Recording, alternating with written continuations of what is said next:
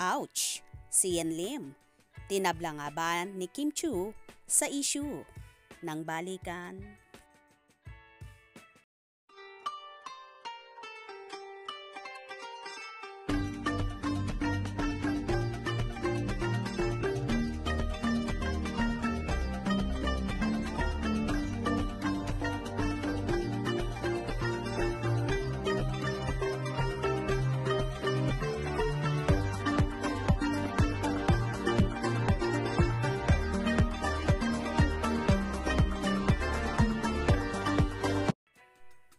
Tila nakikipag-ayos at nakikipagbalikan ang actor-director na si Sian Lim sa naging breakup nila ng nobyang si Kim Chiu, kung saan tinabla naman ito ng dalaga.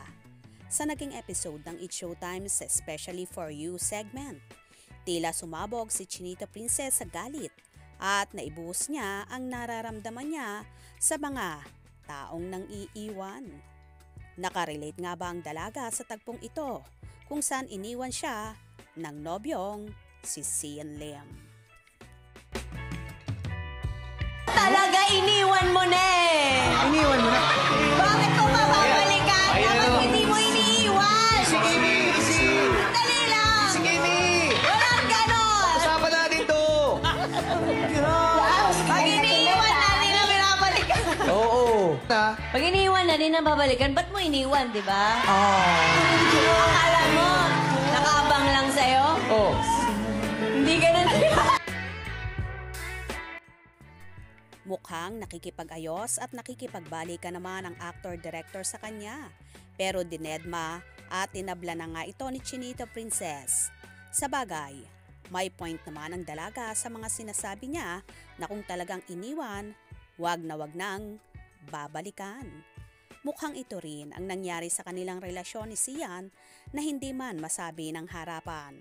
Pero sa pamamagitan ng segment na ito ay tila nailabas lahat ni Kimi ang nasa loob niya, at ito na nga ang isa sa pagpapatunay na talaga namang iniwan siya sa ere ng nobyo.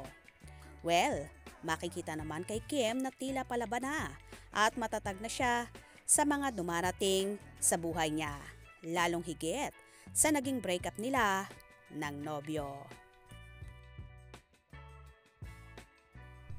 Anyway, sa pagkakataong ito, tila madaling makakamove on si Chinita Princess dahil alam naman ng dalaga na nandyan lang sa likod niya ang kanyang pamilya, kaibigan at mga katrabaho na mahal siya at handang sumuporta sa karera niya at sa anumang nararamdaman niya. Well, tama lang ang ginawa mo, Chinita Princess. Hindi kawalan sa'yo ang isang Sian Lim. Una sa lahat, hindi naman ikaw ang priority. Kaya, wag mo na talagang babalikan. Kaya naman tumutok at wag pahuhuli sa mga maiinit na kaganapan.